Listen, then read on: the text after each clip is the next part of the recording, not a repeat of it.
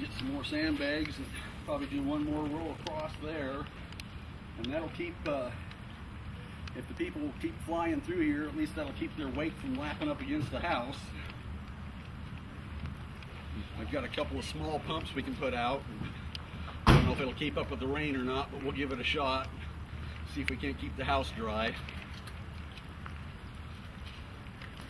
It goes way up Rose Place and fills up to 36th and up to 37th, and didn't realize it. We're the low spot, so we get the brunt of it, and hopefully the rain will let up a little bit and we won't have to stack them quite as high as we did before.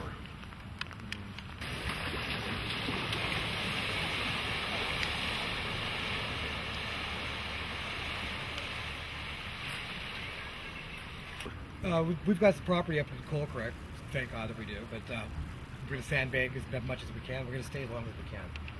And like I said, this is the worst I've ever seen it. And I think it was 2 years ago, it was right at our doorstep. And it was coming through the garage door and the back door. And that was something else. Better yet. And then I've got a pump I can set in that hole, and then I bought another one. The first year we were here, it was about where it is now. And then last December, around the 3rd, we had a real bad one. And it was up to about where the sandbags are now. And they're saying this is going to rain all day and all night and part of tomorrow morning. So we're a little bit more concerned this time, knowing that the rain's not going to stop.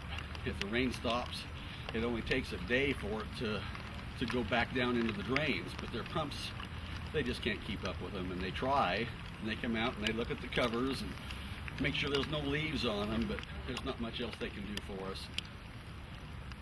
Yeah, we had one gentleman that drove down the street and was creeping through, and I stopped to thank him for slowing down, and he stopped to see if he could help, and he helped me unload the sandbags from the truck. So that's a pretty nice feeling to have neighbors like that.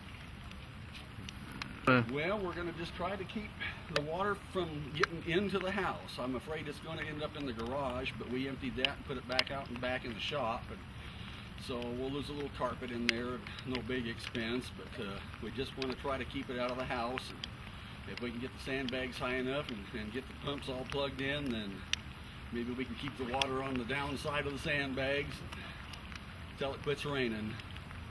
City talked about. I mean, our house is still packed full of all our antiques, our expensive stereos. That's what I'm really worried about. I know it's insured, but it's never insured 100%. And that's antiques, they're replaceable. I mean, it's from my grandma and grandpa back in Montana and her folks in Minnesota. So it's just one thing after another.